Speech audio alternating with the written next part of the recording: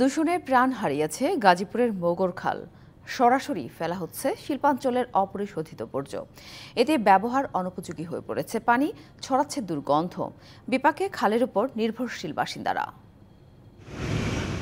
শিল্পাঞ্চল খ্যাত গাজীপুর শহরের মাঝখান দিয়ে বয়ে গেছে মোগর খাল। এই খালের উপর নির্ভরশীল শহরের হাজারো বাসিন্দা।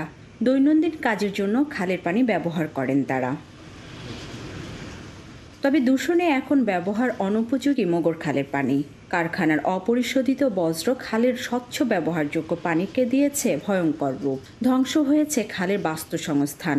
কালচে পানি ব্যবহারে চর্মরোগে আক্রান্ত হচ্ছে মানুষ।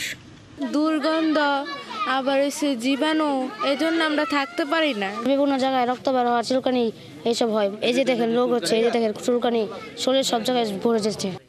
কালার এক্সপার্ট, জর্জ স্যাপ এবং মাইল্ড অন হ্যান্ডস টেকনোলজি সমৃদ্ধ অরিক্স ক্রিস্টাল ওয়াশ আপনার হাঁপানি, খুজলি এবং শ্বাসকষ্ট এই রোগে আমরা ভুগতেছি। দুর্দশার মধ্যে আমরা আছি। বাচ্চা কাচ্চাদের অসুখ একেবারেই শেষ হচ্ছে না।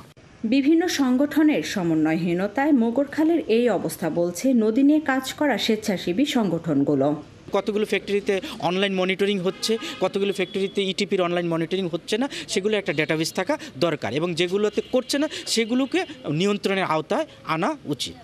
তবে মোগরের দূষণ রোধে নানা পরিকল্পনা রয়েছে বলে জানাচ্ছে পরিবেশ অধিদপ্তর।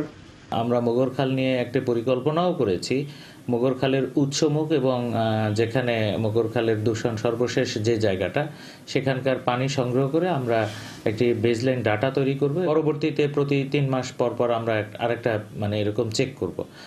স্থানীয়রা বলছেন, কারখানাগুলোতে বজ্র পরিশোধনগার সংযোজন ও ব্যবহার বাধ্যতামূলক করার পাশাপাশি নিয়মভঙ্গকারীদের কঠিন শাস্তি নিশ্চিত করা গেলে পানি দূষণ অনেকাংশেই কমে যাবে। Mahmuda Sikder, DBC news, Gazipur.